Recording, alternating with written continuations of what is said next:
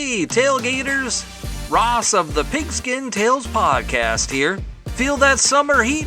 It's not just the sun, it's the thrill of upcoming college football season, stoking the coals. So get ready for the season, dive into the history books with Homefield, the premium collegiate apparel brand from Indianapolis. Homefield crafts incredibly comfortable gear designed with iconic vintage nods over 150 colleges. A library of history right on your chest. Homefield is the Indiana Jones of collegiate apparel, uncovering hidden gems from school archives. Unique mascots, logos, and even unforgettable moments frozen in time. Visit homefieldapparel.com and shop the archives. Homefield Apparel, where comfort, nostalgia, and the spirit of college football history unite. Again, that's homefieldapparel.com. One of the great teams of the early NFL in the 1920s was the Frankford Yellow Jackets that played around the city of Philadelphia. It was a time where they had some of the greatest players playing the game of football at the professional level, and we have a great line of guests that are going to share it from our archives to tell the story of the Frankford Yellow Jackets coming up in just a moment.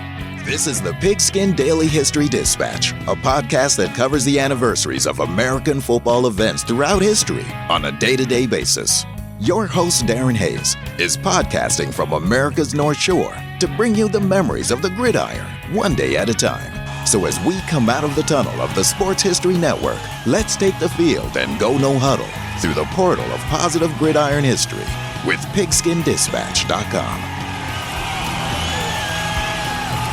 This podcast is part of the Sports History Network, your headquarters for the yesteryear of your favorite sport. You can learn more at sportshistorynetwork.com. Hello, my football friends. This is Darren Hayes of pigskindispatch.com. Welcome once again to the Pig Pen, your place for all things great in sports history and your portal to positive football history. And we have some great football history today. Do you like to have what I call mashups? When you go to the ice cream store and you say, hey, I want some chocolate, I want some vanilla. Hey, put that orange sherbet in there. How about some peanuts and chocolate sauce? And you mash it all together, you mix it up, and you make just a great tasty concoction. Something that's very entertaining, very fulfilling.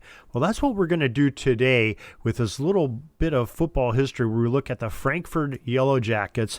Gone back through the archives of our podcast. We have over 1,000 podcasts in the last 3 years, and thank you for being a part of it and sharing with us and listening. And we're going to bring back some really good pieces of information from some of our guests that we had. We're going to be talking to Brian Michaels, who wrote the great Eagles book and owns the Shibe Park Apparel that makes the great shirts down there in Philly for the City of Brotherly Love fans. We're also going to be talking to Scott Fergusen-Green, a great football historian, PFRA friend of mine who is an expert on Philly area football. He who's really came to talk to us about the Union Club of Phoenixville, the Big Red, but they had a lot of association with the Frankford Yellow Jackets, so we have some excerpts from him.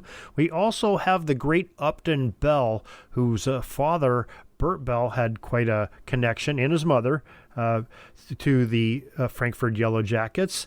And we will also talk to our good friend, Mike Moran, who talked to us a couple years ago on the podcast about his very famous father who played on that Frankford Yellow Jackets team. So I guess, first of all, we'll go to Brian Michaels of Shibe Vintage Sporting Goods Store in Philadelphia and the author of the Philadelphia Eagles Photo History Book. And this is from a couple years ago when Brian told us the origins of the Frankford Yellow Jackets. Talk a little bit about the Frankford Yellow Jackets. Maybe, where did they start from? Where was their early beginnings? Sure. The Yellow Jackets, or the Frankford Yellow Jackets, there's a couple, I would say, two important parts about their origin. One, the neighborhood of Frankford, which is, part of Philadelphia. It's just kind of on the beginnings of the northeast part of Philly. And two, statewide, we had what were known as blue laws, which govern what people were allowed to do on Sundays, which were supposed to be reserved for worship. So those two kind of things are probably where we should start. Frankford, I would probably compare it a lot to Brooklyn right? It's kind of a city within a city. It had a main street, Frankford Avenue, a lot of residential houses, row homes. It was one of the earlier neighborhoods of Philly outside of Center City. So, the city now is over 1 million people. A lot of it was still farmland at this time, the early 1900s. So the neighborhood of Frankfurt had an athletic association. It started just in 1899, and it had members. You could pay, I think it was $10 a year to become a member, and they fielded teams for football, baseball, and soccer, right? So it was kind of a neighborhood organization, and they were amateurs at first, but then they started playing professionally. They would play particularly football, they got really good at, but they would play a lot of local teams like Jefferson Medical College students. There were a lot of factories, so they would play the factory teams. There were a few others, Atlantic City Rosies, Staten Island Stapletons, right? You may hear of some of these funk teams, independent teams. So, they started playing and they were good, right? They adopted the name Yellow Jackets from their colors, which were blue, yellow, and white, which were based off of the city flag colors, which in turn was based off of the Swedish flag colors. So that's kind of how the yellow comes in. You can blame the Swedish settlers for that or thank them for it. No, Brian, if I could just interrupt for a second. Now, what time frame are we talking? Is this sort of turn of the 19th century into the 20th century? Is that the time frame we're looking at? Exactly. The origin? Yep. Okay. So the Frankfurt Athletic Association started in 1899, and they played for about 20 years before, getting some national attention. Right. That's about when they started playing these independent teams, but also they would play against the NFL teams as well. Right. So the NFL was already in existence for a couple of years, mostly in the Midwest, but they would schedule games against them. And that was always a hallmark of the Yellow Jackets. They would schedule a lot of games primarily because of these blue laws in Pennsylvania, which, again, limited what people could do on Sundays. So you couldn't drink or go to the bars, you couldn't buy alcohol at the stores, and you couldn't play professional football games or any professional games. So the Yellow Jackets were really forced to play all their games on Saturdays, right? One, that was some competition with the college teams, which were actually really good at the time, Penn, Temple, Lafayette, Penn State. But that also allowed them to then play away games on Sunday. So a lot of times a team would come into town, play the Yellow Jackets on Saturday, and both teams would ride the train back to the visiting city, play a replay on Sunday. Right. So since the Yellow Jackets were forced to play on Saturdays, it kind of gave them a second day to play games, which, again, always gave them more games than most of their opponents. So you have the Yellow Jackets playing on Saturdays. You also had the Pottstown Maroons that were not too far, just out of town. The blue laws were a little less enforced there. So if the visiting team that came to Frankfurt weren't playing the replay against the Yellow Jackets the next day, a lot of times they would play a game against the Pottstown Maroons on Sunday, which actually helped the Maroons too, because they were getting a team that just played back-to-back games, a little softened up for them. So the Maroons have the Yellow Jackets to thank for a couple wins, but we'll get into that. And, that's how the Yellow Jackets kind of got started. They were playing independent teams, NFL teams, a lot of games, and they were winning. They started to professionalize a little bit in the 1920s. Players were getting paid, but, certainly not much. So that was kind of the beginnings of the team. That's great stuff. Now, Brian, maybe you could tell us a little bit about maybe some of the more important people associated with this early team that helped start to get it going. Yeah, so to be honest, there wasn't one person. A lot of teams like the Bears have Hallis and Lambeau and the Packers. There wasn't one particular team. And part of that was because, or person, the Frankfurt Athletic Association was set up as a charitable organization. So any money that they made and over their costs, right, any profits were donated to charity. So they would donate to the orphanage, parks, building fountains, things like that. So a lot of the organization was done by committee. Right. Okay. So there are a lot of committees, a lot of the board of the association. So the association ran the team. It wasn't like there was one single owner, again, like Marshall or Hallis or people like that. So you had this kind of committee. Now, they did have a few representatives that lasted a while. Shep Royal. Shep Royal was the team president. He was a volunteer. Again, he was kind of just the head of the committee, but he was a local businessman. He's the one who kind of signed the contracts and scheduled the games and, would be the business manager of the team. So he, I think officially was president the last couple of years, but he was always kind of there behind the scenes because, again, it was a very kind of neighborhood community organization. In 1926, when they were really looking to professionalize the team, or actually 25, the Yellow Jackets hired Guy Chamberlain as player coach. So he was really someone who propelled the team kind of to the next level, helped them really improve, and like I said, professionalize the team based off of what he's learned in, other parts of coaching the NFL. I think he coached in Canton and Cleveland prior. Great stuff from Brian. Now, let's listen in as Brian tells us about some of the key coaches and players for those early Frankfurt Yellow Jackets teams. Now, at first, there was a lot of local players, from the neighborhood. They did get folks from colleges, local colleges as well. Like I said, Penn was really good at this time. Penn State, Lafayette, they were, drawing 50 to 100,000 people during these games. This was the real heyday of college football, not quite the pros. But they did have a few other players. Guy Chamberlain obviously was a player and coach and a Hall of Famer, so he was pretty good himself. Link Lyman, who's probably more famous for playing with the Bears. He was a Hall of Famer as well, offensive tackle out of Nebraska. So he played for a long time. But again, it's kind of the Yellow Jackets didn't last very long. Their main history is about, or their NFL history is 1924 to 1931, right? So it's really only about 6-7 years in there. So they had a lot of guys coming in and out, right? Free agents, if you will. Those are some big names in football history, but we have another big name in football history, and we get to go as close to the source to hear about him as we can. And we have our friend Mike Moran that joined us a couple years ago to talk about his father, the very famous Hap Moran, and his time with the Frankfurt Yellow Jackets. And I guess more specifically, how he became associated with the Yellow Jackets. Mike, tell us all about it.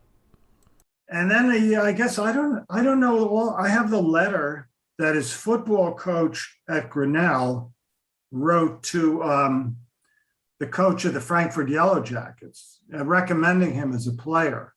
But I don't know the mechanism of that. I mean, he had some big runs in college. He got listed in the NCAA guide as like they have this thing of great runs from 1869 to 1926. And he's like on the first, maybe he's number 12. I don't know. He had some big run backs that always got, the stories got retold in every biography or, a little blurb they'd write about him. Right. And so I got a chance with the Frankfurt Yellow Jackets, which was the Philadelphia franchise before the Eagles. So that was the progress there. Well, what a tremendous year to go to the Frankfurt Yellow Jackets in 1926, because they had a pretty good season that year. And I think,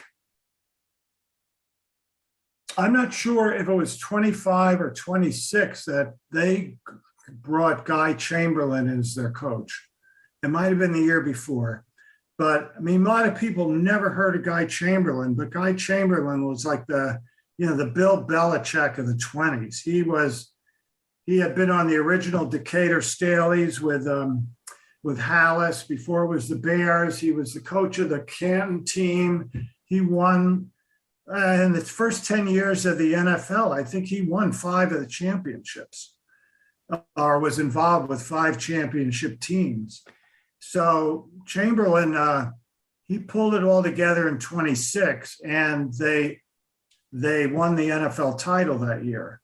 But the NFL title back then was determined by your winning percentage. They had no championship playoff game. So it was a little different, and there was no money in, you didn't get a big ring. My father did get a watch, but yeah, they had the best record in the NFL. And the big game was they and the Bears were pretty closely, had pretty close percentage numbers when the Bears came to Philadelphia to play them, and they won that game. My father was injured. He was in the game a little bit, but one of the stars of the game was a guy from Gonzaga named Houston Stockton. Who's Stockton? His grandson, John Stockton. So there's a little athleticism in that family, but yeah, they won the NFL championship that year.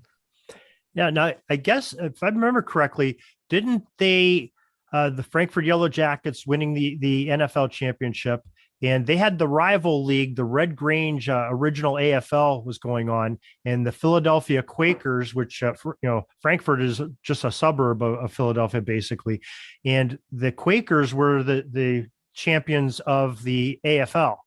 And they, I think it was in the press and the media, they wanted to have these two teams play to see who was the best in the nation. It didn't come to fruition, but they did end up having an exhibition game. Frankfurt did against the New York Giants. Is that correct? No. The Quakers did. The Quakers did. Okay. The Quakers ended up having a game, and they got whipped solidly. And then the Yellow Jackets had whipped the Giants solidly. So, well, thanks, Mike, for that. Now, Brian, let's go back to you. And I know you have some information of what some of the locals and the journalists of the area were saying about Hap Moran.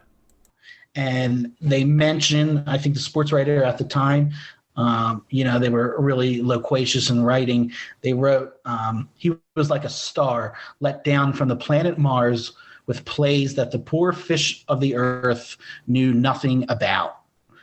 Right. So imagine this. He was a halfback, dazzling the sports writers at the time. It was a real, of course, 3 yards in a cloud of dust at this time. But there were some players that made a name for themselves. Now, these are truly some great players we've talked about already. Now we're going to bring in our friend Scott Fergusen-Green that's going to tell us about a few more players of the Yellow Jackets of Frankfurt. One of the other players that was played for the team was Swede Ljungström, and he was a guard, a good size.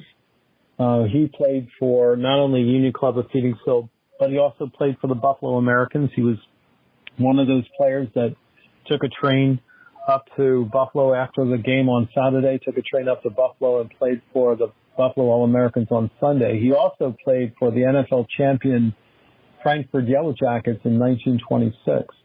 And so that was another talented player that Leo Conway was able to recruit.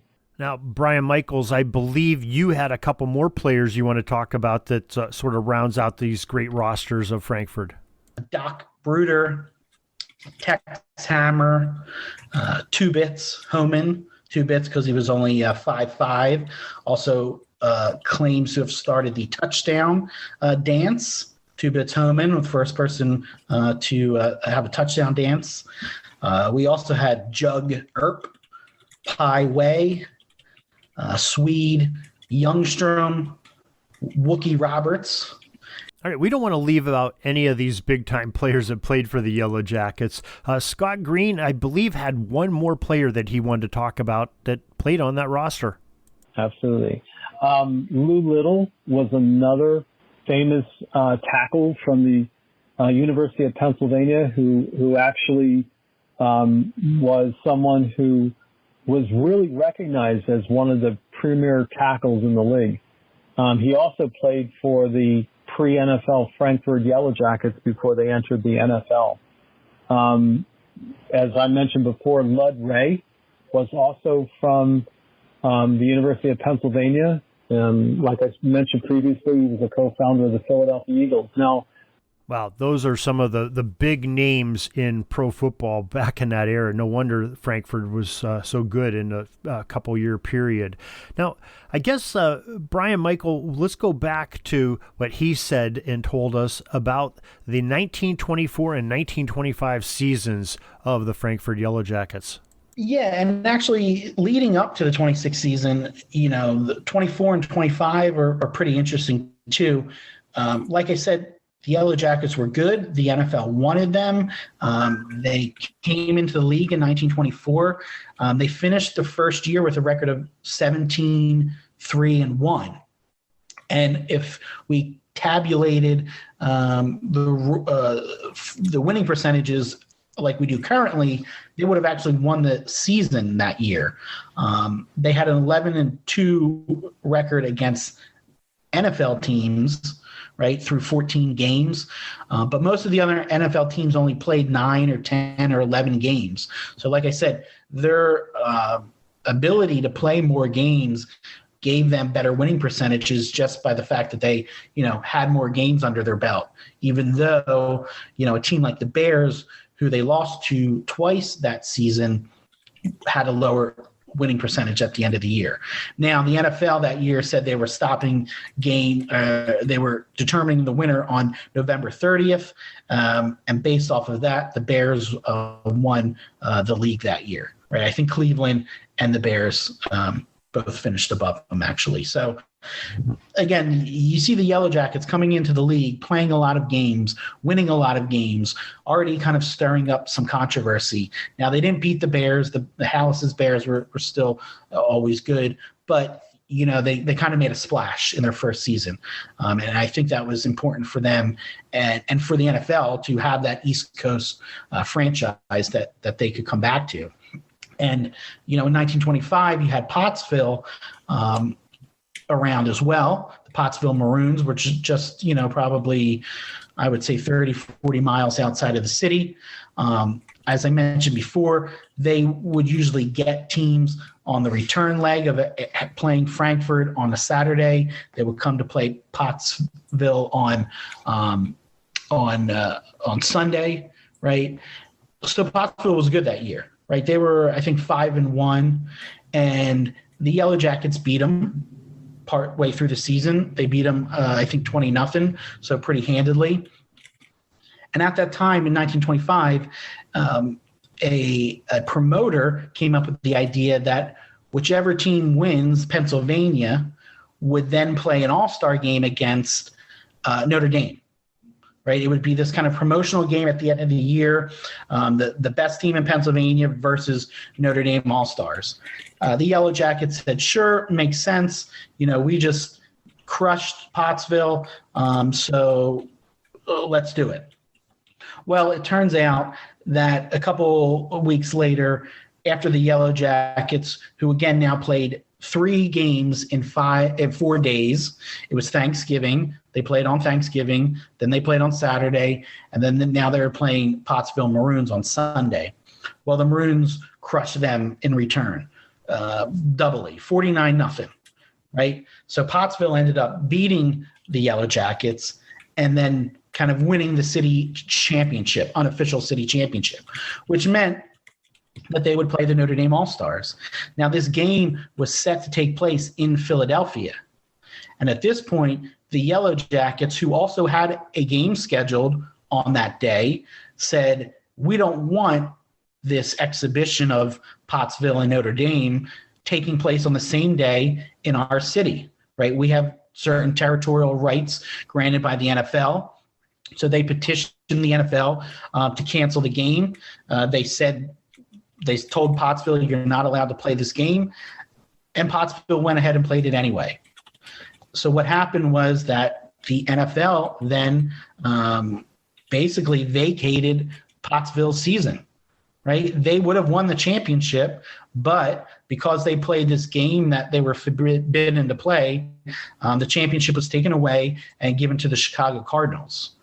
That's some pretty outstanding play there. But I guess not to be outdone, Brian, you told us a little bit about the 1926 season, too, when they were sort of at their best. Because around the same time, a rival team started in Philadelphia, the Philadelphia Quakers of the AFL, and they played down at Sesquicentennial Stadium or Municipal Stadium. It was built for the World's Fair. It was like a 100,000 person stadium, later renamed JFK Stadium. That's where they had Live Aid. So you had a new team in town playing at this even bigger stadium, drawing more people. So people started talking about the Quakers, right? But the Yellow Jackets weren't too deterred. Yes, they were pulling some fans away, but the Yellow Jackets were always behind the eight ball. The blue laws made them play on Saturdays, which meant competing against the college teams. But they took that head on. And the 1926 season was their best season ever. They finished 14-1-1. They had 11 shutouts. They scored 28 touchdowns, and opponents scored 6, right? By the same token, they only had 3 road games that year. So I think home field advantage certainly helped. But again, they played more games than most teams. They were already playing a 16-game schedule back then in 1926, right? They, again, were steamrolling through the league. Actually, not over the Providence Steamrollers themselves. That was one of the games they lost that year, but the only game they lost that year. They were in a good shape, heading into the end of the season. On Thanksgiving Day, they beat Curly Lambeau's Packers, and they finished the season again 14-1-1, kind of cruised to the league title. That is a great season to have, especially when you play like that. Now, there were some events that happened after that great year for the Frankford Yellow Jackets in 1926, and Scott Fergusen-Green had some information to share with us about that. As the owner of the Philadelphia Quakers of Red Grange's American Football League, because he couldn't get his team into the NFL, so he decided to join Red Grange and C.C. Pyle's AFL, and he owned the Philadelphia Quakers, and lo and behold, some of the players that he had that were on the Phoenixville team and the Union Quakers of Philadelphia ended up being the AFL champions of 1926. And at that particular time, they actually challenged the NFL champion Frankford Yellow Jackets to see which team would be the best team between the AFL and the NFL, and especially the championship of Philadelphia, which, for a lot of football fans of Pennsylvania, that was more important. But the Frankford Yellow Jackets declined to play the Philadelphia Quakers, and so Leo Conway arranged for a game between the Philadelphia Quakers, the champions of the AFL, and the New York Giants. I think it would have been really cool for the Philadelphia Quakers to play the Frankford Yellow Jackets, since Frankford was a section of Philadelphia, and to have that NFL-AFL championship game as such. But truly a epic year 1926 was for the Frankford Yellow Jackets franchise, but they went on beyond that and still had some good football left in them. Brian, Michael, why don't you tell us about what happened after that 1926 season? Yeah, so the 1926 season was huge for the Yellow Jackets. They won. The next year wasn't so great. They finished 6-9-3. The following year was a little bit better, 11-3-2, but they still finished second place. This was the veterans were starting to get older. Some of them were starting to leave at this point. Then around 1930, certainly the Great Depression was here, and it really hit the team hard, right? They finished 4-13-1, right? And also they were losing money. And then to cap it all off, just before the 1931 season, there was a fire at their stadium. So they weren't able to play any of the home games at Frankford. They had to play at the Baker Bowl, which was the Phillies' home ballpark in North Philadelphia. And then they also played at Municipal Stadium all the way down in South Philly, later named JFK Stadium, which was certainly too big for them. But once the fire hit, it really hit the team hard. They were never able to stabilize their finances. They tried to sell the team, sell the franchise, but they didn't find any buyers for it. So they eventually folded, and the NFL bought back the franchise rights for Philadelphia. And from there, that's where the Eagles story starts. Ah, yes, the origin of the Philadelphia Eagles. Well, Upton Bell joined us early on in our podcast, probably about 3 years ago, and he had a great episode where we talked about his father, the late Bert Bell, who ended up having an important milestone moment along with his wife, Frances Upton, which is Upton's mother, and they were newlyweds. They just had suffered through the Great Depression, but they had a little bit of cash to spend because Miss Frances Upton Bell had was having a great career being on Broadway and things. And despite the Depression, where her husband Bert Bell lost a lot of his wealth, they made a major investment, took advantage of some downtimes for the Frankford Yellow Jackets. And let's hear what Upton had to say, what his parents did. When the Frankford Yellow Jackets were in bankruptcy in 1934, 35, they both of them went to the bankruptcy. She put up the money, I think it was $3,200, to buy the Frankfurt Yellow Jackets, and on their way back from the bankruptcy, they were walking by a sign that showed the National Recovery Act, Franklin Delano Roosevelt's National Recovery Act Eagle, and that's how you found the Eagles, because he said that's going to be the name of the team. And there you have it. That is sort of the expedited version of the history of the Frankford Yellow Jackets. We want to thank, going back in the archives, thanking Brian Michaels and Upton Bell and Scott Fergusen-Green, as well as Mike Moran and many of the people that helped us put this together. And it's great to go back and look at the past, and especially our past of our archives that we have in the wealth of the podcasts and information on Pigskin Dispatch and the Pigskin Dispatch podcast. We hope you enjoyed this little display. We're going to try to do some of these in the future where we have some great guests that talked about the same subject. Just look at some different points of view and learn a little bit of something in a collective effort to tell the history. And this time, the Frankford Yellow Jackets. Hope you enjoyed this. We thank you for joining us. And till next time, everybody, have a great gridiron day. That's all the football history we have today, folks. Join us back tomorrow for more of your football history. We invite you to check out our website, pigskindispatch.com, not only to see the daily football history, but to experience positive football with our many articles on the good people of the game, as well as our own football comic strip, Cleat Marks Comics. Pigskindispatch.com is also on social media outlets, Facebook, Twitter, Instagram, and don't forget the Pigskin Dispatch YouTube channel to get all of your positive football news and history. Special thanks to the talents of Mike and Gene Monroe, as well as Jason Neff for letting us use their music during our podcast. This podcast is part of the Sports History Network, your headquarters for the yesteryear of your favorite sport. You can learn more at sportshistorynetwork.com.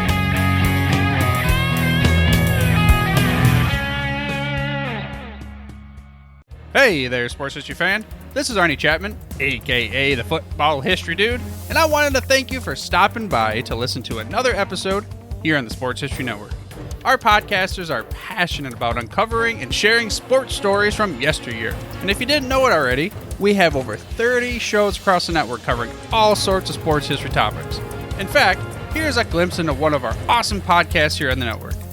Each week, the official Football Learning Academy podcast will take you deep into the history of pro football through interviews with players, coaches, or administrators in the NFL, as well as interviews with Pro Football Hall of Fame selectors, authors, and historians. You'll learn how the game evolved and important moments that shaped the sport into what it is today. And don't miss the Pro Football History Nugget of the Week. Listen to the official Football Learning Academy podcast on the Sports History Network. How about that? I bet you're super hyped to go listen to that new podcast, right? Well, to learn about this show and all the other podcasts on the network, head over to sportshistorynetwork.com/podcast. Again, that's sportshistorynetwork.com/podcast. Head over there today to find your next favorite sports history podcast.